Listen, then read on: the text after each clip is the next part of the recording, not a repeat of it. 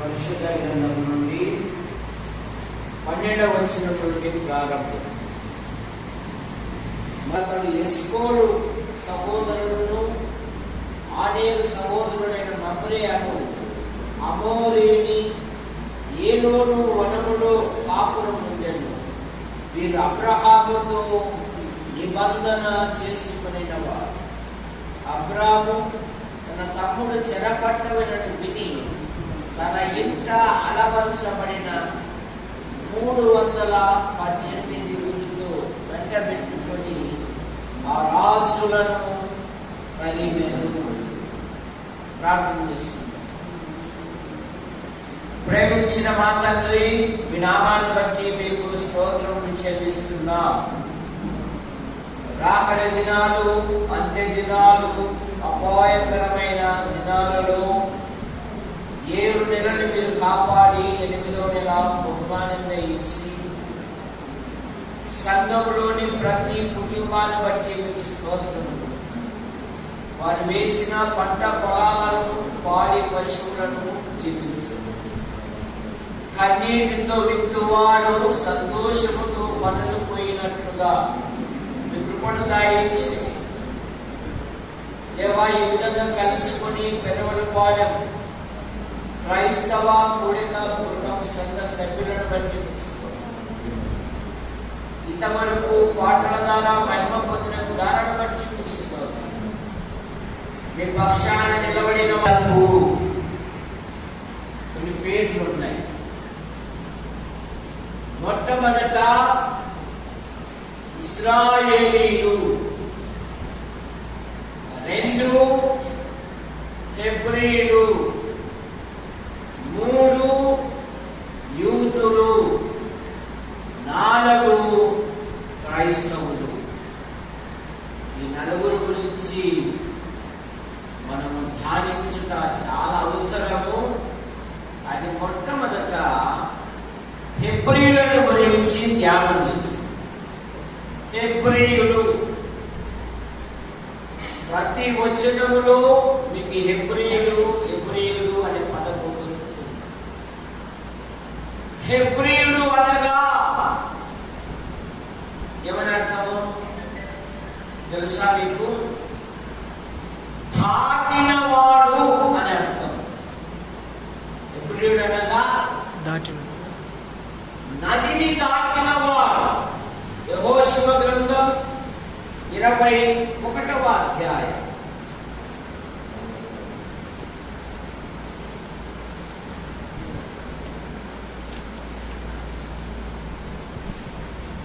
24వ అధ్యాయం 2వ వచనం నుండి ప్రారంభం చదవండి.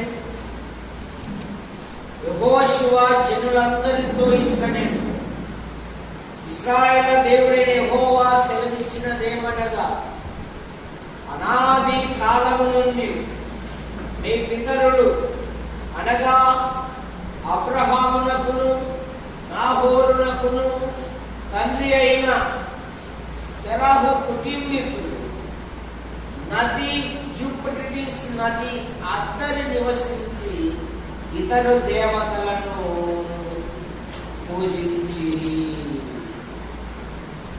అయితే నేను నది అద్దరి నుండి మీ పితరులైన అబ్రహామును తోడుకొని వచ్చి కానాను దేశమంతటా సంచరింపజేసి అతని సంతానమును విస్తరింపజేసి అతనికి ఇస్సాకును ఇచ్చితిని. హెబ్రీయుడు అనగా దాటినవాడు అని అర్థము. మనము కూడా దాటాము. నేను దాటాము. మరణవచ్చు జీతము మరణము మన ప్రభువు అయిన యేసుక్రీస్తునందు నిత్య జీవము. మానవులు పాపములో పుట్టి పాపములో విరిగి పాపములో జీవిస్తూ పాప పరిహారము కొరకై అనాది నుండి అనేకమైన ప్రయత్నములు చేయించున్నారు. మానవుని ప్రయత్నములు దేవుని దృష్టిలో మునికి పేలికలు కనుక అయ్యో నేనెంత దౌర్భాగ్యులను, ఇట్టి మరణమునకు లోనగు శరీరము నుండి నన్ను ఎవడు విడిపించును? మానవుల పాపముల నుండి, మానవుల దోషముల నుండి, మానవుల అపరాధముల నుండి భూమి మీద ఎవరు విడిపించండి. చనిపోయినాక తక్కిలో బిక్కులో కాదు, చనిపోయిన తరువాత తీర్పు ఉంది. 2వ కొరింథీ పత్రిక 5:10 మనమందరము క్రీస్తు న్యాయము పీఠం ఎదుట ప్రత్యక్షము కావలెను. అవి చెడ్డమైనా సరే, మంచివైనా సరే, మనలో ప్రతి వాడును తన్ను గురించి దేవునికి లెక్క అప్పగించాలి. యజమానుడు పనుల కొరకు దూర ప్రదేశానికి వెళ్ళినప్పుడు భార్యకు, అమ్మాయి నేను రావడం ఆలస్యం అవుతుంది, 5,000 ఉంచుకొని కుటుంబ అక్కర్ల కొరకు ఖర్చు పెట్టాలని అప్పచెప్పి వెళ్ళిపోతాడు. వారం రావాల్సిన వాడు 3వ రోజే వచ్చాడు. 3వ రోజు వస్తానే ఏమంటే ఒక 1,000 రూపాయలు ఈ భార్య అడిగిందనుకో, మొన్ననే కదా 5,000 ఇచ్చాను, ఏం చేశాము? ఆ 5,000కు భార్య ఏం చేయాల? భర్తకు అప్పగించాలి. అలాగే మనం సృష్టించిన దేవునికి కూడా ఈ దేహంతో జరిగించిన క్రియలు అవి మంచివైనా చెడ్డవైనా దేవుని ఎదుట మనం ప్రత్యక్షము కావాలి. కనుక మానవుడు కొండలు, లోయలు, అరణ్యాలు, నదుల్లో మునిగి వస్తున్నాడు. కానీ మానవుని పాపము మానవుని ఎదుటే ఉన్నది. కనుక నన్ను ఎవరు విడిపించెదరు? దేవుడు లోకమును ప్రేమించి యేసుక్రీస్తు నామములో ఆయన ఈ లోకానికి వచ్చాడు. పవిత్రంగా జన్మించాడు, పవిత్రంగా జీవించాడు, ప్రజలకు మేలు చేశాడు. కాలము సంపూర్ణమైనప్పుడు ఆయన శిలువలో బలియాగమై తన రక్తాన్ని చిందించాడు. యోహాను సువార్త 5వ అధ్యాయం 24వ వచనంలో, నా మాట విని నన్ను పంపిన వాని యందు విశ్వాసముంచు ప్రతివాడు నిత్య జీవము గలవాడు. వాడు మరణములో నుండి తీర్పులోనికి రాక జీవములోనికి దాటి ఉన్నాడు. కనుక హెబ్రీయుడు అనగా దాటిన వాడు. యేసుక్రీస్తునందు విశ్వాసం ఉంచిన మనమందరము దాటిన వారము అనగా హెబ్రీయులము. కనుక హెబ్రీయుడు అనగా దాటిన వాడు అని అర్థం. హెబ్రీయుల యొక్క క్రియలను గురించి మనము కొన్ని విషయాలు ధ్యానం చేసుకుందాం. హెబ్రీయుడు అనగా పోరాడువాడు అని అర్థము. హెబ్రీయుడు అనగా పోరాడువాడు. అబ్రహామును దేవుడు పిలిచాడు, విశ్వాసంతో వెంబడించాడు. అబ్రహాము జీవితంలో తన ఇంటి కంటే, గుడారము కంటే ముఖ్యంగా బలిపీఠమును కట్టువాడు. దేవుని స్నేహితుడు, అత్యంత ధనవంతుడు అబ్రహాము లోతు కలిసి నివసించలేనంత విస్తారమైన ఆస్తి వారి పుణ్యంట. ఆ స్థలము చాలలేదంట. కానీ అబ్రహాము మనసు దేని మీద?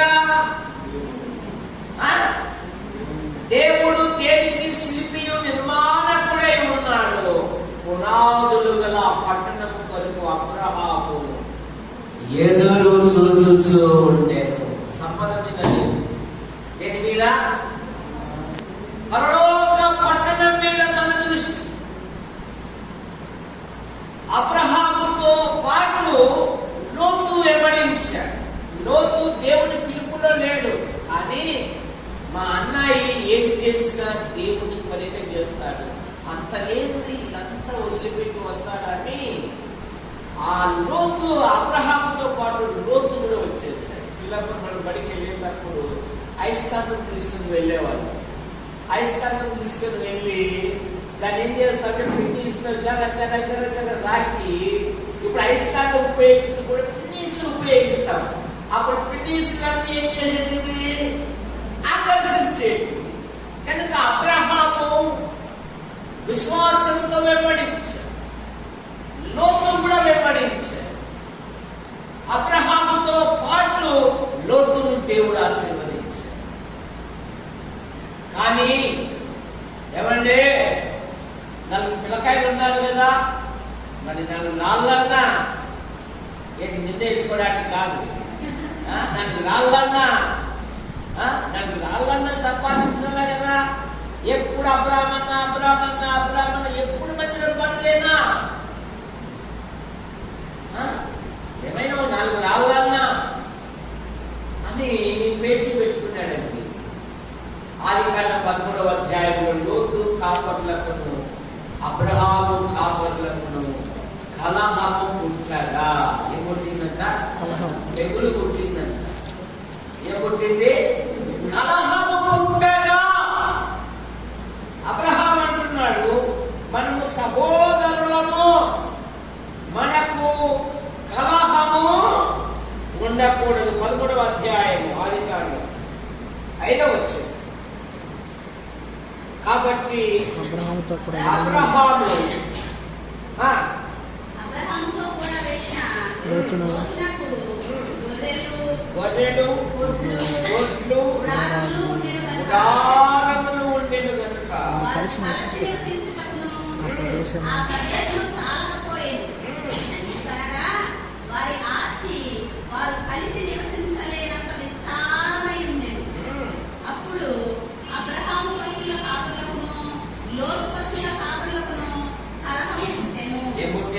కలహము.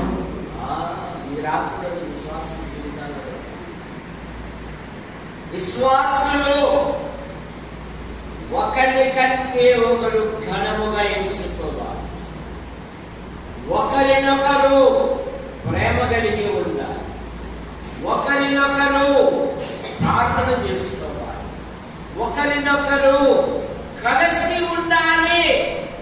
ఇప్పుడు 7వ వచనంలో అబ్రహాం ఏమంటున్నాడంటే, 8వ వచనంలో మనము బంధువులము కనుక, ఏమంటున్నాడు? బంధువులము కనుక నీ పశువుల కాపర్లకును నా పశువుల కాపర్లకును కలహము ఉండకూడదు. అడవిలో పులికి ఆకలైనా ఉంది. ఎదురుగా 4 ఎద్దులు కలిసి ఆహారం తింటా ఉన్నాయి. ఒకదాని పోతే అవి కలిసి ఉన్నాయి. ఎక్కడ పొడుస్తాదో అని, నన్ను ఎక్కడ పొడుస్తాయి అని చెప్పేసి పులి కాసుకుంటుంది. అవి ఎప్పుడు విడివిడిగా పోతాయా, ఎప్పుడు తిందామా అని. అది అలాగే నిలబడుకొని ఉంది. ఈలోపు పులి వెంట ఎవరు వచ్చినారు? నక్కబావ. ఏమావా? నక్కబావ. ఏంటంటే మీరు అరణ్యానికి రాసు లాంటి వారు కదా, మీరు ఎందుకు అలా ఉన్నది? అది కాదు, ఆ 4 ఆవులలో ఒక ఆవు తినాలనుకుంటున్నాను, అవి సైన్యంగా ఉండాలి. ఎలా ఇదే పని అని చెప్పేసి అది పోయి ఏం చేసిందంటే, నక్క ఒక ఎద్దు దగ్గరికి ఇట్లా అని చెప్పేసి ఒక ఊళ్ళో బుద్ధి పెట్టిపోయింది. ఇక ఈ 3 దానికి కలహం వచ్చేసి ఏం చెప్పింది? ఏం చెప్పలేదు. అంతమేది చెప్తాదా? మా నలుగురికి చెప్పాలా కదా, మా నలుగురికి నీకు చెప్పిందే, ఏం చెప్పలేదు, లేదేదో చెప్పింది అని. ఎప్పుడైతే ఇవి పోట్లాట ప్రారంభించాయో, పులి హాయిగా వచ్చి ఒక జంతువులు సంపూర్ణ తినేసి. కనుక సహోదరులు ఐక్యత కలిగి నివసించుట ఎంతో మేలు, ఎంత మేలు, ఎంత మనోహరం. కలిసి ఉండాలి. విశ్వాసుల మధ్య హెచ్చు తగ్గులు ఉండకూడదు. నేనెందుకు చెప్తా ఉన్నాను, 20 సంవత్సరాలు లక్ష్యంలో పడింది. ఆయన మంగా తయారు 2 సంవత్సరాల కింద లక్ష్యంలో పడింది.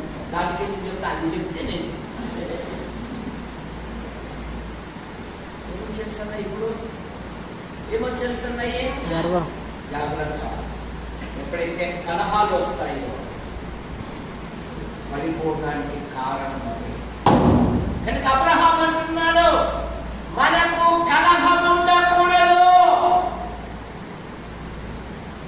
కనుక ఈ 4 దిక్కులలో ఏ దిక్కైనా కోరుకో అన్నప్పుడు లోతు సొదొమ గొమొర్రా పట్టణంలో కోరుకుని వెళ్ళి, ఎందుకంటే లోతు నేత్రాలు ఎప్పుడు దేని మీదంట? లోతు తన కన్నులెత్తి సొదొమ తట్టు చూశాను. అక్కడే చూసాడు 11వ అధ్యాయం 1వ వచనం. ఆదికాండం 11:10. యోర్దాను ప్రాంతం అంతటిని చూశాను. నాశనము చేయక మునుపు యెహోవా తోట వలెను, ఐగుప్తు దేశము వలెను అక్కడికి వెళితే చేతి నిండా డబ్బులేరా, ఏ పనైనా ప్రారంభించవచ్చు. ఊపిరి ఉంటే చెప్పు, నాకేం తెలుసా? ఊపిరి ఉంటే ఉల్లిపాయలు అమ్ముకొని బతకచ్చు, ఊపిరి ఉంటే ఉప్పైలు అమ్ముకొని బతకచ్చు. ఇక ప్రార్థనా పరులను వదిలిపెట్టి వెళ్ళిపోయాడు. ఏమయ్యాడు? 5 మంది బందిపోటు రాజులు వచ్చి దోచుకొని వెళ్ళిపోయారు. జాగ్రత్త, నీ ఆధ్యాత్మిక జీవితంలో సంఘ సహవాసాన్ని వదిలి, సంఘాన్ని విడిచి లోకంలో నేను ఏదైనా సాధిస్తాను అంటే ఏమీ సాధించను. ఋతు గ్రంథంలో బెత్లెహేముకే కరువు వచ్చిందా, నయోమి కుటుంబానికే కరువు వచ్చిందా? నయం కుటుంబానికి వచ్చిందా? అయ్యో, దేశములో కరువు కలగగా అనే మాట మనం ఋతు గ్రంథం 1వ అధ్యాయం మనకి వచ్చింది. ఒక మనిషి దేశములో కరువు కలగగా ఒక మనుష్యుడు తన భార్యను, తన 2 కుమారులను వెంట పెట్టుకొని మోయాబుకు వెళ్ళాను. ఏం సంపాదించుకున్నాడు? చెప్పండి, ఏం సంపాదించుకున్నాడు? సంపాదించుకున్నాడు ఏమన్నా? వెళ్ళాను మోయాబుకు. పెళ్లి సంబంధాలు కూడా ఏర్పాటు చేస్తున్నారు, పెళ్లిళ్ళు కూడా చేస్తున్నారు. కాల గమనంలో భర్త 2 పిల్లలు కోల్పోయి, ఇక మన భారతదేశ సాంప్రదాయ ప్రకారము 3 గుండులు, ఎగుళ్ళు,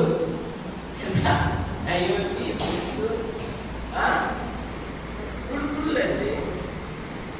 దేవుణ్ణి విడిచి, కీర్తనలో ఒక మాట ఉంది, యెహోవాను విడిచి వేరొకరిని అనుసరించు వానికి శ్రమలు కలుగును అని మాట. ఇక నూతన నిబంధనలో ఆ కుటుంబము సంపన్నమైన కుటుంబం, ఎంతో ఆస్తి కలిగిన కుటుంబం. ఆ తండ్రి తన కుటుంబాన్ని ఉన్నతమైన స్థితికి తీసుకొని వచ్చాడు. చిన్నవాణిలో చెడ్డ తలంపులు ఉంటాయి. ఎన్నాళ్ళు లోపడటల్లా మా 2 ఆస్తి ఇస్తావా, పెద్దలు చెప్పమంటావా, పంచాయతీ పెట్టమంటావా? ఒరే ఇంతవరకు ఈ గ్రామంలో, ఈ పెరవల్లి గ్రామం, పెరవలపాలెం గ్రామంలో నేను ఏం తిన్నానో, ఎలా ఉన్నానో తెలుసుకొని దూర దేశము వెళ్ళి దుర్వ్యాపారము ఎంత సంపాదించుకున్నాడు? పొట్టు దొరికిందంటే దొరికిందా? దొరకలేదు. తినడానికి ఆశపడ్డాడు కానీ వాడికి ఏమయ్యో. దావీదు కత్తి పట్టాడంటే సింహం ఉండే ధైర్యం బాధలు తట్టుకోలేక ఒక రోజు అంటున్నాడు, ఇక్కడ ఉంటే ఎప్పుడైనా సౌడి చేతిలో సాగాల్సిందే కదా అని సిక్కులకు వెళ్ళాడు. ఏం తెచ్చుకున్నాడు? బూడిద. సిక్కులకు తగలబెట్టారండి. మొదటి సమయాల గ్రంథం 30వ అధ్యాయం 1వ వచనంలో అంతలో అమాలేకీయులు వచ్చి సిక్లగును తగలబెట్టిరి. దేవుని విడిచి వెళ్ళిపోయిన, సంఘాన్ని విడిచి వెళ్ళిపోయిన వారందరికీ శూన్యమే తప్ప లాభం లేదు. సొదొమ గొమొర్రాని ఏం చేశాడు దేవుడు? ఏం దొరికింది? బూడిదేనా? బూడిద దొరికిందా? దేవుడు దహించేశాడుగా. అమాలేకులు వచ్చి సిక్లగును ఏం చేశారు? తగలబెట్టారు. ఏం దొరికింది? బూడిదేగా. తప్పైన కుమారుడు దూర ప్రదేశానికి వెళ్ళాడు. ఏం దొరికింది? పందులు పుట్టేగా. జాగ్రత్త. అబ్రహాము యొక్క తన తమ్ముడు చెరపట్టబడనని విని పొరుగు రాజుల యొక్క సహాయం తీసుకునే అబ్రహాము తన ఇంటిలో అలవరసబడిన 318 మందితో వెళ్ళి ఆ బందిపోటు రాజులను అబ్రహాము జయించెను, అబ్రహాము తరిమెను. కనుక ఎబ్రీయుడు అనగా పోరాడువాడు, ఎబ్రీయులు అనగా పోరాడునది. లౌకిక విషయాలలో కాదు, దైవిక విషయాలలో.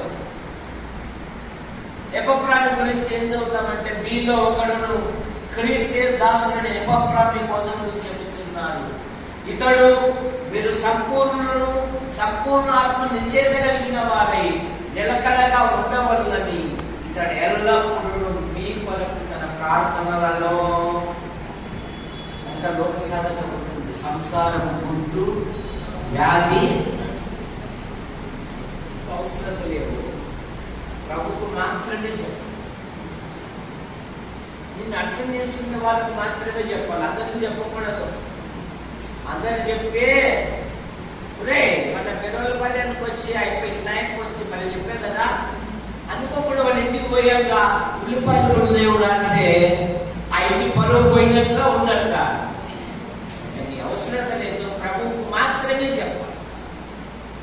ఫిలిప్పీ పత్రిక 4:6 దేనిని గురించి చింతపడకుడు కానీ ప్రతి విషయమునందు కృతజ్ఞతాస్తుతులు చెల్లించుడి, దేవుడు మీ ప్రతి అవసరం తీర్చుమని మాట.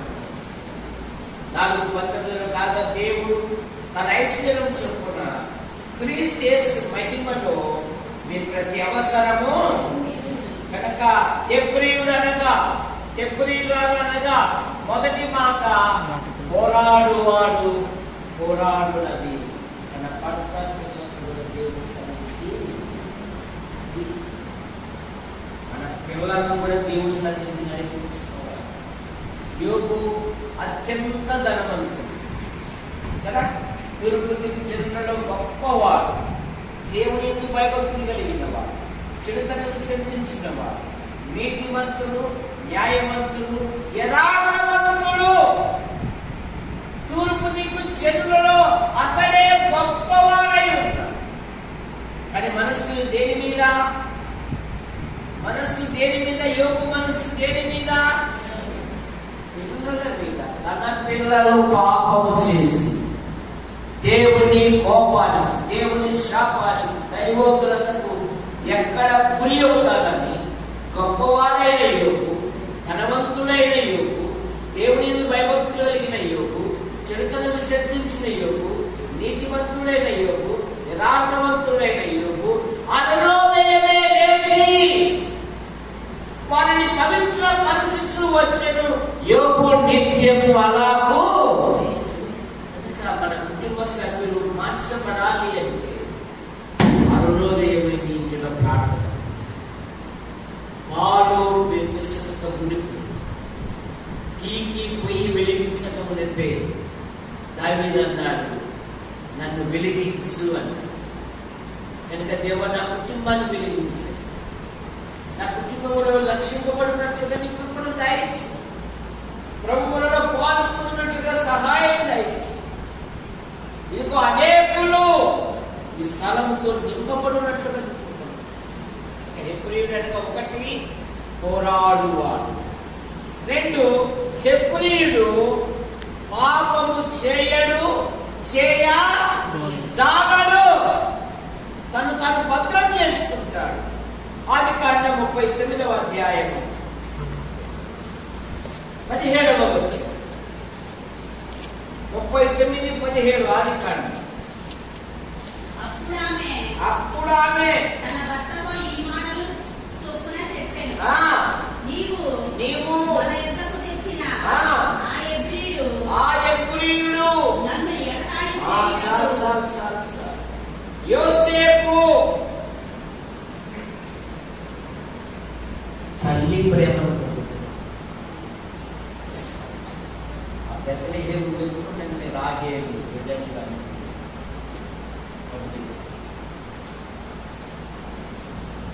తండ్రి అధికముగా ప్రేమించాడు. అన్నలేక దుష్ట సలహాలను ఏకీభవించువాడు. అన్నలేక చేసే ఆ చెడు పనులను గురించి తండ్రికి తెలియజేశాడు.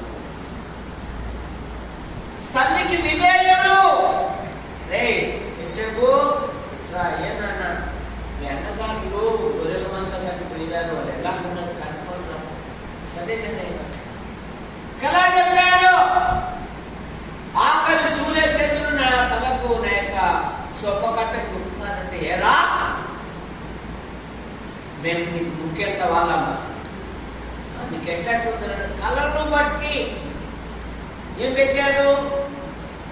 కళల రాకుమారుడు అని పెట్టారు, నిజ్ఞం పెట్టారు, కళలు కనువారు అని.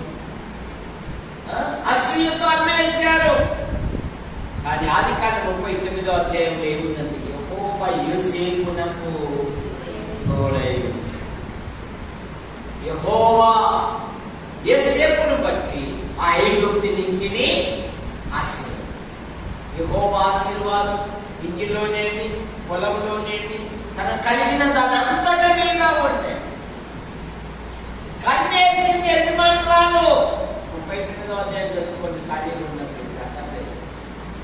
కానీ యోసేపు అదృశ్యుడైన దేవుడిని చూస్తూ ఉన్నాడు. అయ్యో దేవునికి విరోధముగా మూట ఎలాగూ కట్టుకొందును, ఆ అపవిత్రమైన ప్రదేశం నుండి పారిపోయాడు. ఎందుకంటే ఇతను శోధనలో నెక్కుతాడా నెక్కడా అని ఎవరు పరిశోధిస్తున్నారంట?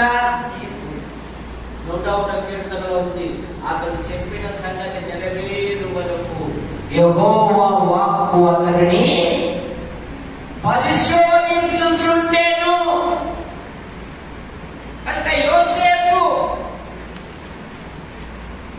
మొదటి యోహాను పత్రికలో ఒక మాట ఉంది, దేవుని యందు విశ్వాసం ఉంచిన వాడు తను భద్రం చేసుకుంటాడు, పాపము చేయడు కనుక ఆ పవిత్రమైన ప్రదేశం నుండి ఎప్పుడైతే పారిపోయాడో ఖైదును అనుభవించాడు.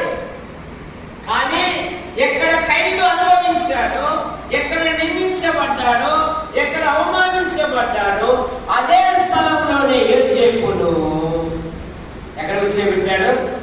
ఖైదులో నుండి సింహాసనం మీద కూర్చోబెట్టాడు. ఎందుకంటే యోసేపు యొక్క జీవితంలో ఏది చేయాలన్నా దేవుని కనపరిచాడు. తన సోదరులంతా అంటాడు, ఒరే నన్ను అన్వేషించినందుకు మీరు దిగులు పడవద్దు, హలో దిగులు పడవద్దు, మీకంటే ముందుగా దేవుని నన్ను ఇక్కడికి. మరొక మాట అంటాడు, మరొకడు అంటాడు, ఏమయ్యా కలబాబు చెప్పేంత టాలెంట్ నీకు ఉంది కదా అంటే పరో యోసేపు అంటాడు, అది నా వలన పరోకి దేవుడు క్షేమకరమైన జవాబు ఇచ్చుగా. చివరిలో కూడా మీరు నాకు కీడు చేయ ఉద్దేశించింది కానీ దేవుడి వేదికే కనుక భయపడకూడదు, నేను మిమ్మల్ని మీ పిల్లలను. కనుక హెబ్రీయుడు పాపము ఇష్ట సహవాసము, మంచి నడవడిని, చెరుపును తను భద్రం చేసుకోవాలి. ఈ లోకము నుండి, ఈ లోకంలో ఉన్న శరీరేచ్ఛలు, యవనేచ్ఛలు, పాపేచ్ఛలు, తుచ్చమైన అభిలాషల నుండి విశ్వాసి నిరంతరము శుద్ధి చేసుకోవాలి. దేవుని వాక్యం 119 కీర్తనలు యవ్వనులు దేని చేత తమ నడతను శుద్ధి చేసుకొందురు నీవిచ్చిన వాక్యము. కనుక ఉదయకాల ప్రార్థన ఉండాలి, ఉదయకాల ధ్యానం ఉండాలి. యవనస్తులకు సమయం దొరికినప్పుడల్లా దేవుని గ్రంథాన్ని చదవాలి. ఎల్లప్పుడూ మేము ఈతకుల ఇళ్ళలో ఉండేవాళ్ళము. మా తల్లిదండ్రులు అన్నం రెడీ అయితే ప్రార్థన చేసుకున్నాం కూడా. ఎక్స్ట్రాంటి కరెంట్ కూడా లేదండి. ఇప్పుడు అన్ని వచ్చేసినాయి, కానీ అసలు ప్రార్థన లేదు, వాక్యం లేదు. పిల్లలు తల్లిదండ్రులతో మాటలు కూడా లేవు. ఏం లేవు? ఏం పేరు నీ పేరు? అశోక్, అన్నం తింటావా అంటే ఇప్పుడే కదా మమ్మీ. అసలు మమ్మీ వైపు కూడా చూడండి. ఇప్పుడే కదా మమ్మీ నేను స్నాక్ నా కాకి ఆ మధ్య నాకు తెలిసిన ఫ్రెండ్స్ ఉన్నారు, అనేక కుటుంబాలు ఉన్నాయి. అందులో కుటుంబము భార్య భర్తలు వాడిని పక్క తగలబెట్టాడు, ఆమె అడుగుతున్నాడు. అంటే మీ ఫోన్ నెంబర్ పాస్వర్డ్ చెప్పంటే నా ఫోన్తో నీకేం పని అంటుంది. నా ఫోన్తో మందిరంలో ఏమనింది, అన్ని విషయాలు తెలుసుకుంటాము, పంచుకుంటాము అంటే ఏమన్నాడు పాస్వర్డ్ గారు ముందరా. కానీ ఇప్పుడు ఏమంటుంది, అది రహస్యం అంటుంది. భార్య భర్తల మధ్య ఏముండకూడదు, దాపరికాలు జాగ్రత్త. విలువైన పూర్లు మనమే ఇస్తున్నాం పిల్లలకు. క్షణంలో చెడిపోవడానికి ఒక క్షణం చాలదు, జాగ్రత్త. బైబిల్ నువ్వయి అది నిన్ను మోస్తుంది. దేవుని కొరకు ప్రత్యేకత కలిగి ఉండాలి. ఇహలోక మాన్యంతో అంటకుండా ఉండాలి. మీరు ఎప్పుడైనా దారిలో గొర్రెలు పోయినప్పుడు చూడండి, దానికి ఏమైనా బురద కనపడితే నాకు చెప్పండి. గొర్రెలకి ఎప్పుడైనా బురద కనపడుతుందా? చెప్పండి. గొర్రె తొందరగా చచ్చిపోవాలంటే ఒకటే పద్ధతి, దాన్ని తీసుకుని బురదలే ఇచ్చేసారు, దెబ్బకు చచ్చిపోతుంది. తామర చెట్టు ఎక్కడ పెరుగుతుంది? బురదలోనే. బయటకు తీసుకొచ్చి ఇంటి ముందర నాటు పెరుగుతుందా? దెబ్బ వాడిపోతుంది. దాని జీవనము, తన ఎదుగుదల ఎక్కడ? బురదలోనే. కానీ బురద తనకు ఆకు మీద నీళ్లు పోయండి, ఏం చేస్తుంది? అది ఒక సిక్కలు దాన్ని తయారు చేసి తర్వాత కింద పంపుతుంది. దేవుని పిల్లలుగా ఇహలోక మాలిన్యత అంటుకుంది. దేవుడు వాడుకునే అర్హమైన పాత్రగా ఉంది. అప్పుడే నీ జీవితంలో దేవుడు గొప్ప కార్యం. 3వ నిర్గమకాండం 2వ అధ్యాయం 6వ వచనం.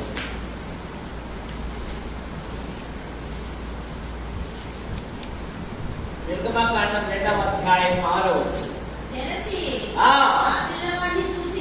ఆ పిల్లవాడిని చూసినప్పుడు ఏడ్చుచుండగా చూసి వాని యందు కనికరించి ఈడు హెబ్రీయుల పిల్లలలో ఒకడు. ఎవరండి? మోషే. మోషే అనగా నీళ్ళలో నుండి తీయబడిన వాడు, సకల విద్యలో అభ్యసించిన వాడు. కానీ పెద్దవాడైనప్పుడు మోషే కొన్ని నిర్ణయాలు తీసుకున్నాడు. మోషే జీవితంలో 3 విధాలుగా చెప్పచ్చు. ఒకటి, 40 సంవత్సరాలు ఐగుప్తు యొక్క సకల విద్యలు అభ్యసించినవాడు. తన తోటి వారిని చూడడానికి వచ్చాడు. ఐగుప్తుడు ఇశ్రాయేలుడు కొట్లాడుకుంటున్నారు. ఐగుప్తీనంట మోషే ఒక తన్నుతో అన్యాల కంటే వాడు ఇసుకలో పుడుకొని పోయినాడంట. సమాధి కూడా చేయడానికి. 2వ రోజు ఇశ్రాయేలుడు ఇద్దరు, ఇంకా మీరు సోదరులు కదరా, మీ కలహాలు ఉండవుంటే నిన్న వాడిని చంపినట్లు నన్ను చెప్పాలనుకుంటున్నావా? ఈ విషయం అయిగా చెప్పమంటావా అని అనకల్లే వారు మోసేను సంపాదించను కానీ ఐగుప్తుకు పారిపోయాడు. నిర్గమకాండం 2వ అధ్యాయం. నిర్గమకాండం 2వ అధ్యాయం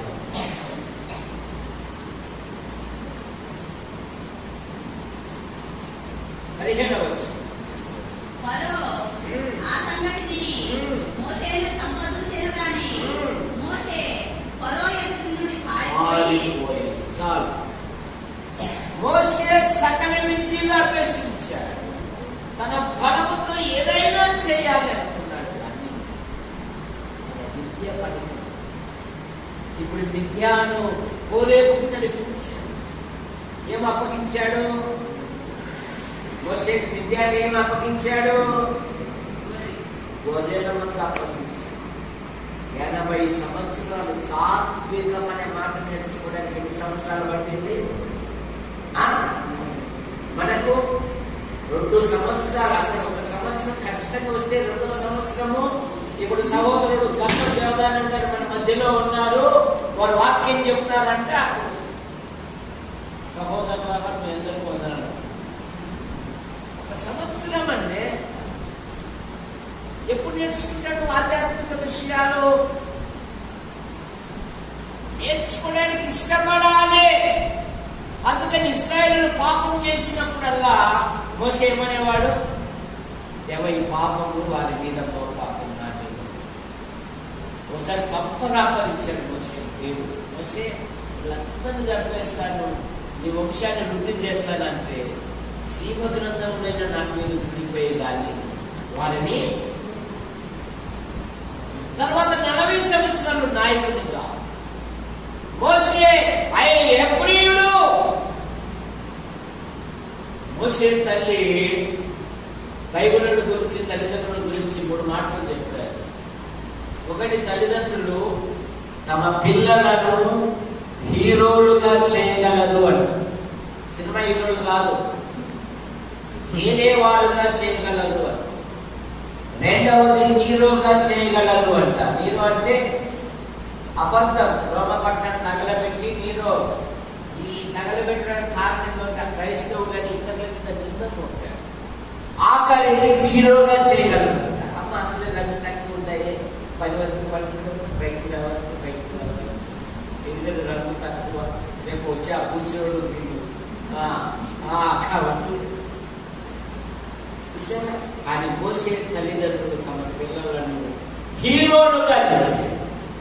హీరోలుగా చేయడానికి వసతులు అక్కర్లేదు. ఇశ్రాయేలీయులు ఐగుప్తులు ఎలా ఉన్నారు? బానిసలుగా ఉన్నారు. ఇంకా ఐగుప్తులు ఇశ్రాయేలులను ఏం చేస్తున్నారు? వారి ప్రాణములను విసిగిస్తారు, వారిని శ్రమ పెడుతూ ఉన్నారు, వారిని కష్టపెడుతూ ఉన్నారు. అట్టి సందర్భంలోనే ఒకే కుటుంబంలోని పిల్లలు 20 లక్షల మంది నడిపించడానికి మోషే నాయకుడిగా ఉన్నాడు. అహరోను ప్రధాన యాజకుడిగా ఉన్నాడు. మిరియాము ప్రవక్తిగా. ఈ పిల్లలు ఉన్నతమైన స్థానంలో జీవడానికి మీరేనంత ముఖ్యమైన వాడు తల్లిదండ్రులే. మనమంతా వాడు చూడు, అడ్వకేట్ గారు చూడదే వాడు చూసే ముందు తెచ్చుకోరా. ఎప్పుడు మనమంతా వాళ్ళని ఇళ్ళనే కానీ ఊరే మనం ఎట్లరా.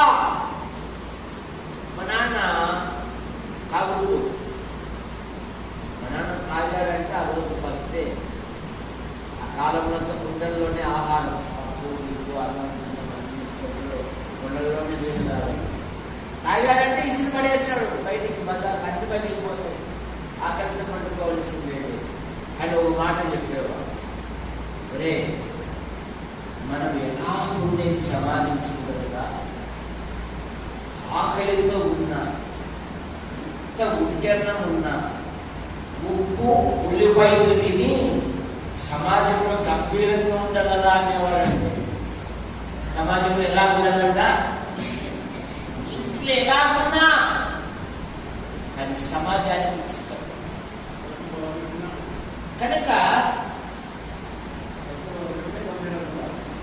కనుక హెబ్రీయులు మోషే తన ప్రజలను విడిపించుటకు ఒక నాయకుడై హెబ్రీ పత్రిక 11వ అధ్యాయము 24 నుండి మోషే పెద్దవాడైనప్పుడు ఐగుప్తు ధనము కంటే క్రీస్తు విషయమైన నింద గొప్ప భాగ్యమని ఎంచుకొని అల్పకాలము పాపభోగము అనుభవించుట కంటే దేవుని ప్రజలతో శ్రమ అనుభవించుట మేలని యోచించి ఐగుప్తు యొక్క కుమారులు అనిపించుకొనలేదు కానీ అతను ప్రతిఫలముగా కలగకు బహుమానమునందు ఏం కోరుకున్నాడంట మోషే అని మేము కోరుకుంటున్నాము. మాకు 10th క్లాస్లో ఇంగ్లీష్ నాటకంలో ఒక కథ ఉండే. ఆ చిన్న పిల్లవాడు లేదా తండ్రి ప్రార్థన చేశాడు, దేవుడు ప్రత్యక్షమయ్యాడు. నీకేం కావాలో కోరుకో అన్నాడు. ప్రభు నేను ఏది పుట్టిన బంగారం కావాలో ప్రభు అన్నాడు.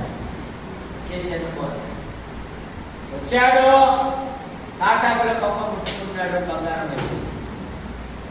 వచ్చాడు, ఉదయం మొదలుకొని సాయంత్రం ఏదైనా పుట్టుకుంటున్నది బంగారం అయిపోతుంది. నీ అన్నం తినాలనుకున్నాడు, అన్నం పుట్టుకుంటే బంగారం అయిపోతుంది.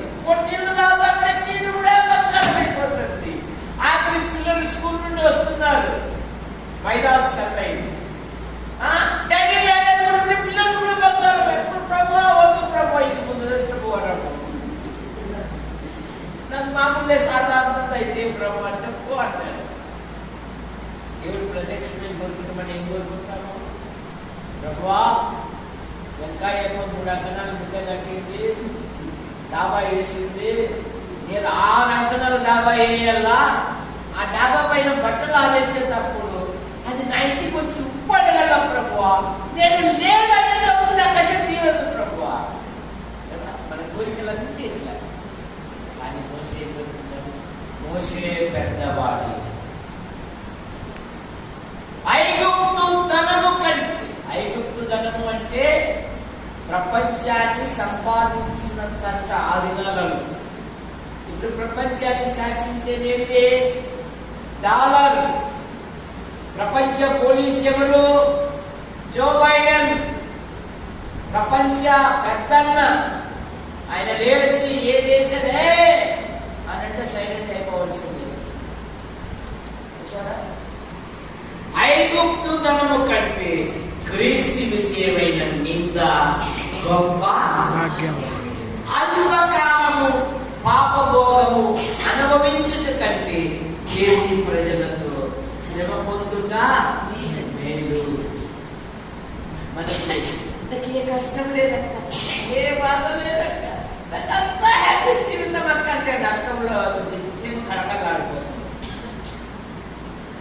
దేవుని నామము కొరకు శ్రమ పడాలి, నిందించబడాలి. యేసు ప్రభు వారు అన్నారు కదా, నా నామము నిమిత్తం జనులు హింసించి నిందించి మీ మీద చెడ్డ మాటలు పలికినప్పుడల్లా మీరు సంతోషించి ఆనందించుడి, మీ ఫలము అధికమగును. 5వ మాట, ఐగుప్తీయులు హెబ్రీయులు ఐగుప్తులతో కలిసి భోజనం చేయాలి. ఆదికాండం 43వ 32వ వచనం. అతనికి వారికిని అతనితో భోజనము చేయించు ఐగుప్తీయులకును వేరువేరుగా వడ్డించిరి. ఐగుప్తీయులు హెబ్రీయులతో కలిసి ప్రత్యేకంగా ఈ ఆధ్యాత్మిక జీవితం ప్రత్యేకమైన జీవితం కలిగి ఉంటాయి. అందరితో కలిసి ఉండాలి కదా, ఉండు, కానీ ప్రత్యేకంగా ఉండు. సముద్రంలో ఓడ ప్రయాణం చేయాలి, భూమి మీద ప్రయాణం చేయాలి. కానీ సముద్రంలో ఓడ ప్రయాణం చేయాలి కదా అని సముద్రపు నీళ్ళన్నీ ఓడలేకి వస్తే ఏమైపోతుంది? బతకంతే. లోకంలో ఉన్నావు అయిపో అట్లాగే చెప్తాను కదా అని నువ్వు లోకస్తులతో కలిసి ఉన్నావనుకో, ఉన్న విశ్వాసం కూడా అవిశ్వాసంగా తయారైంది. అంటే యేసుప్రభువు దుష్టుల ఆలోచన చొప్పున నడువక, పాపుల మార్గమున నిలువక, అపహాసకులు కూర్చుండు చోట కూర్చుండక. కానీ నువ్వేం చేస్తున్నావు? ఈ కొట్టు కాడే కాలం అంతా గడుపుతావు. ఎక్కడ గడుపుతున్నావు? ఆ టీ కొట్టు కాడ కూర్చున్నాము, ఆ దారిని పోయేవాళ్ళు. జాగ్రత్త, ప్రత్యేకత కలిగే ప్రత్యేకమైన జీవితం. హెబ్రీలు ఐగుప్తీయులతో కలిసి భోజనం చేసి, ఐగుప్తీయులు గర్విష్ఠులు, ఐగుప్తీయులు దేవుని ప్రజలను అణిచివేయడానికి అనేకమైన ఆలోచనలు చేశారు. మరొక మాట, ఆదికాండం 34 వచ్చింది, 34వ అధ్యాయం 14వ వచ్చింది. రెండు మాటలు ఉన్నాయి. మేము ఈ కార్యము చేయలేము, ఉన్నది చేయించుకొనిన వారికి మా సహోదరుని ఇయ్యలేము. వివాహ విషయంలో ప్రత్యేకత ఉన్నారండి విశ్వాసం. మనం ఏం చేస్తున్నాము? సాగుతాకే ఎంత పడని యొక్క అని అవిశ్వాసం ఇచ్చేసామనుకో, అమ్మాయి జీవితం అంతా బాధరమయమే. కనుక వివాహ విషయంలో కూడా ఏం చేయాలా? ప్రత్యేకత తీసుకోవాలి. రక్షింపబడినాడా లేదు, మార్గంసు పొందాడా లేదు, ప్రభువులు పాల్గొంటున్నాడా లేదా, దేవుడి కొరకు ఉపయోగకరంగా ఉండాడా? నా వాళ్ళు చూడు, చక్కగా పెళ్లి చేశారు, ఆస్తిమంతుడు కదా. అమ్మాయి అభిదయులు, ఓ అమ్మాయి ఇదిగో నీ జీవితం బాగుపడుతుంది, అతడు భాగ్యవంతుడే, చక్కగా చూసుకుంటాడే, ఇచ్చేసాడు.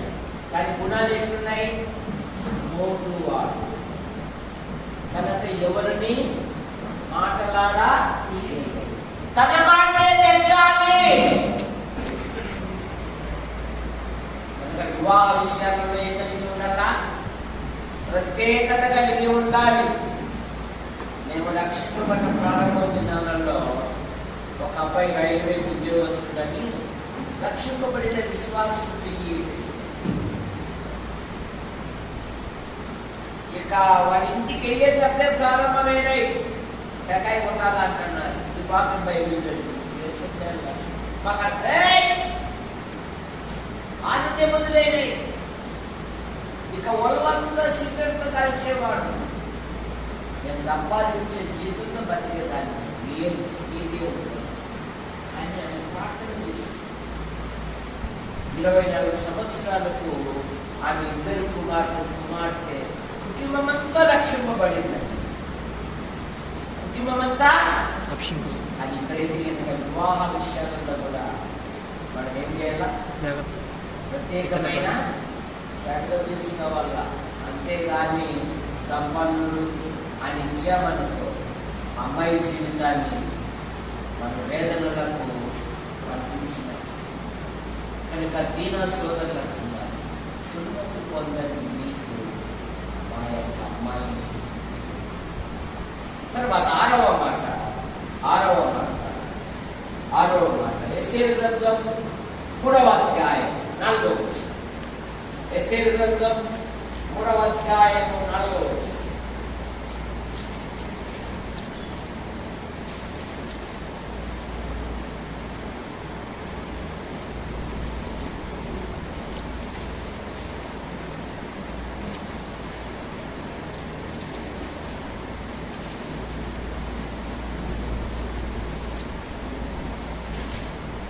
ఈ ప్రకారము వారు ప్రతిదినము అతనితో చెప్పుచూ వచ్చినను అతను వారి మాట చెవిని పెట్టకపోయేది కనుక వారు మొర్దెకై యొక్క మాటలు స్థిరపడను లేదో చూపుమని దాన్ని హామానుకు తెలిపి, ఏలయనగా నేను యూదులను ఆ పని చేయ చాలను. మొర్దెకై బైబిల్లో ఆదికాండం 34వ అధ్యాయంలో దేవుడు అనే పేరు లేదు. ఎస్తేరు గ్రంథంలో కూడా దేవుడు అని కానీ, దేవాలయం అని కానీ, ధర్మశాస్త్రం అని కానీ పేర్లు లేవు. ఎస్తేరు గ్రంథంలో దేవుడు అదృశ్యుడుగా ఉండి యూదులకు అద్భుతమైన విషయాన్ని దేవుడిచ్చి, ఆయన రహస్యంగా ఉండి అదృశ్యంగా ఉండి యూదులకు గొప్ప విషయాన్ని కలిగింది. రాజరాజ మార్తాండ మహాదేవర నమస్కారం అని అనలేదండి. నేను యూదులను ఆ పని చేయ చాలను. హామాను ఏమని సాక్ష్యం ఇస్తున్నాడు? 3వ అధ్యాయం 8వ వచనం. హామాను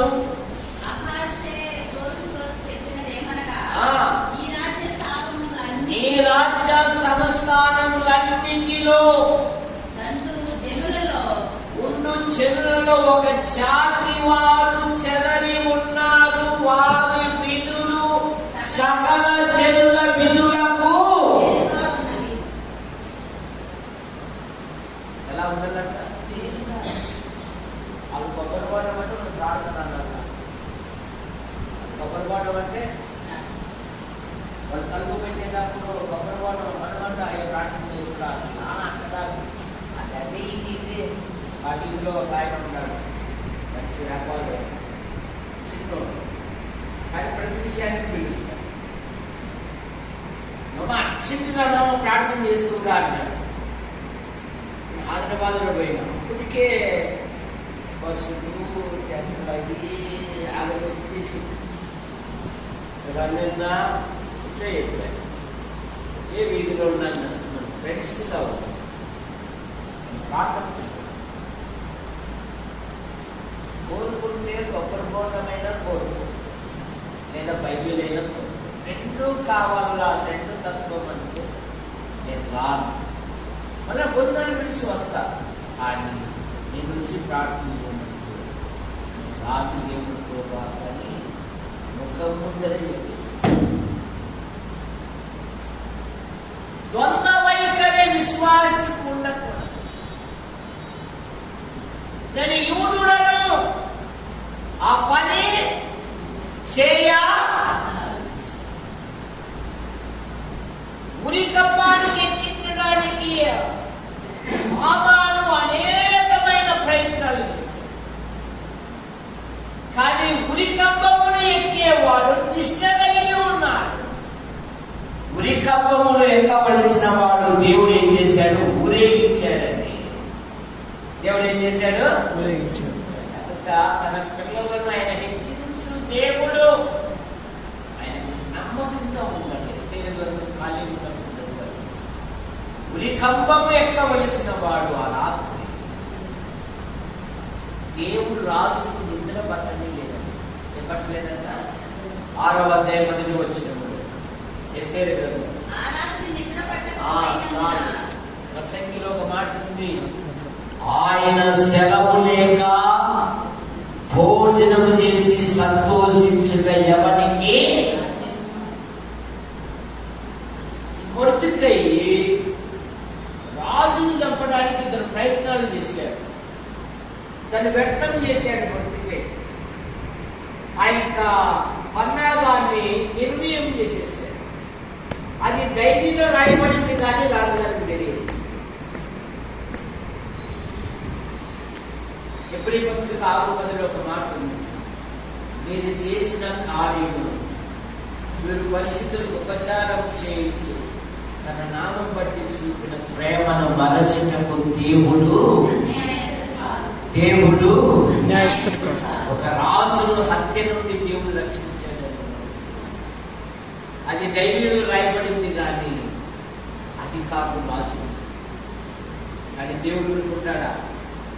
ఒక రాత్రి నిద్ర పట్టలేదంట, మీ అరికథలు బుర్రకథలు రోజు నాకు ఎక్కట్లో మీరంతా వెళ్ళిపోండి అనేది తీసుకురాదు. చాలా రాజ్యంలో ఏమేమి జరుగుతుందో చదవాల మీరు చదవాలి రాని. అప్పుడు కొడుకుకేక ప్రస్తావన వచ్చింది.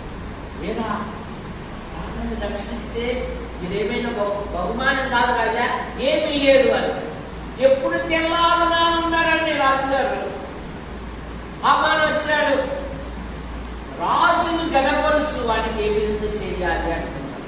ఇంకా వాళ్ళు అహం దగ్గర నన్నుగాక మరి ఎవరు రాజు దగ్గర ప్రశంస తగిన వాళ్ళు ఎవరున్నారని తన మనసులో అనుకుంటారు. రాజుగారు ఏమి లేదు, నీ డ్రెస్ వేయాలా, నీ ఉంగరాలు వేయాలా, నీ హారం వేయాలా, గుర్రం ఎక్కించాలా, స్వయంగా నేనే నడవాలా రాజుగారు అంటారు. నువ్వే ఒంటికి చేయకపోతే నువ్వే అసూయపడ్డ వాటితోనే ఉరికమ్మ వెళ్ళవలసిన వాటితోనే ఏం చేశాడు? ఊరేగించాడు. ఆయనకి నమ్మకంగా ఉంటే చాలు, దేవుడి ఆఖరి మాట దానియేలు గ్రంథం 3వ అధ్యాయం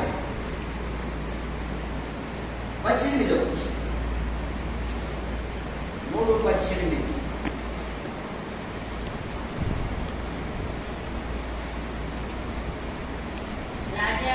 రాజా నీ దేవతలను మేము పూజింపమనియు నీవు నిలువబెట్టించిన బంగారు ప్రతిమకు నమస్కరించమనియు తెలుసుకొనుము. హెబ్రీయులు వీళ్ళు. దానియేలు గ్రంథం 1వ అధ్యాయంలో మనకి కనపడుతుంది. బైబిల్లో మనకు కొన్ని పరీక్షలు ఉన్నాయి. బైబిల్లో 7 పరీక్షలు ఉన్నాయి. అబ్రహాముకు ప్రేమ పరీక్ష, ఇశ్రాయేలీలకు అరణ్యములో పోషణ పరీక్ష, యోబుకు సహన పరీక్ష. దానియేలు గ్రంథంలో దానియేలు యొక్క ఫ్రెండ్స్ దానియేలుకు ఆహార పరీక్ష. 3వ అధ్యాయంలో పూజా పరీక్ష. 6వ అధ్యాయంలో 3వ అధ్యాయంలో పూజా పరీక్ష, 7వ అధ్యాయంలో ప్రార్థన పరీక్ష. 7 పరీక్షలు. అందులో ఇది పూజా పరీక్ష. షద్రక్ మేషక్ అబేద్నెగోలు మేము సేవించు దేవుడు మండుచున్న వేడిమి గల ఈ అగ్నిగుండం నుండి తప్పించును, రక్షించిన రక్షింపకపోయినను నీ ప్రతిభకు లోబడి. ఈ 4 గొప్ప ప్రార్థన పనులండి. 1వ అధ్యాయంలో ఆహారం నుండి ప్రత్యేకించుకున్నారు. దేని నుండి ప్రత్యేకించుకున్నారు? ఆహార విషయంలో ఈ అపవిత్రమైన ఆహారము తిని దేవుని ఎదుట నేను అపవిత్రునిగా కనపడకూడదు. 2వది దానియేలు గ్రంథం 2వ అధ్యాయంలో కళా భావమును తెలియజేయుటకై వారు ప్రార్థించారు. దానియేలు అంటున్నాడు, పరలోకమందున్న తండ్రిని వేడుకొనుడని హెచ్చరించారు. ఈ 4 స్నేహితులు ఎంత ప్రార్థన పడుతున్నారు. వారు ప్రార్థిస్తూ ఉన్నారు. ఆ రాత్రే కలభావము దేవుడు దానియేలుకు బయలుపరిచెను. దానియేలు దేవుని స్తుతించినమాట. ఈ 3వ అధ్యాయంలో పూజా పరీక్ష. రాజు ఆజ్ఞనే వ్యక్తపరిచింది. 3వ అధ్యాయం దానియేలు గ్రంథంలో చదువుకుందాం.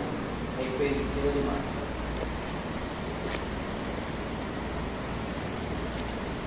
దానియేలు గ్రంథం 3వ అధ్యాయం 28వ వచనం. షద్రక్ మేషక్ అబేద్నెగోలు వీరి దేవుడు పూజార్హుడు ఆయన తన దూతను పంపి తను ఆశ్రయించిన దాసులను రక్షించింది. వీరు తమ దేవుడికి కాక ఏ దేవుడికి నమస్కరించుకున్నాయో, ఏ దేవుని సేవింపకుంటున్నది తమ దేహములను అప్పగించి రాజు ఆజ్ఞనే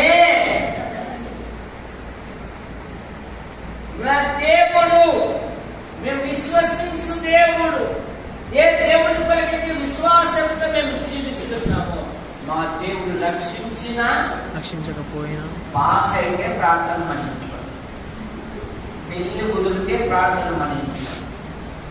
ఏం భీమయ్యా ఎంత ఫెయిల్ అయినా ఉంటాం కదా, ఈ రాత్రి స్థితి కూడా పెట్టుకుందామని అంటే, సార్ నువ్వు ఆడిన బాగా తిని గుండ్రై మాదిరి ఉండవు, మేము ఫెయిల్ అయ్యి బాధపడుతున్నాం, ప్రార్థన అంటావు ఒకసారి అంటున్నాను. పాస్ అయితే కదా, ఏదన్నా కలిగితేనే కదా. కానీ వీళ్ళంతా కాదు, రక్షించకపోయినా మన విశ్వాసం కనుక హెబ్రీయులను గురించి 7 హెబ్రీయుడు అనగా పోరాడు, హెబ్రీయుడు అనగా పాపము చేయండి, హెబ్రీయుడు అనగా వివాహ విషయాలలో ప్రత్యేకతగా వచ్చేస్తుంది, హెబ్రీయుడు అనగా విడిపించువాడు, హెబ్రీయుడు అనగా కలిసి భోజనం, హెబ్రీయుడు అనగా మరి ఉరికమ్మం నుండి తప్పించబడ్డవాడు, హెబ్రీయుడు పూజా పరీక్షలో నెగ్గిన ఆధ్యాత్మిక జీవితం విశ్వాసం కర్తయు తను కొనసాగించేవాడైన యేసుక్రీస్తు వైపు సూచించు మన ఎదుర్కొంచబడిన అన్యములు ఊపిరితో ప్రార్థన. ప్రేమించిన మా తండ్రి, మీ నామాన్ని బట్టి వలెవలపాలెం క్రైస్తవ కుడిక కుటుంబం చేర్చబడిన ప్రతి కుటుంబాన్ని బట్టి ఈ విధంగా కలుసుకొని మీ కుమారుడు ప్రకటించిన సహాయం దేవా, నీరు కట్టి ఫలించి ఉన్న కార్యక్రమాలను యేసు ప్రభు నామములో ప్రార్థిస్తున్నాము తండ్రి. ఆమేన్. ఆమేన్. మీ అందరికీ ప్రభు యేసు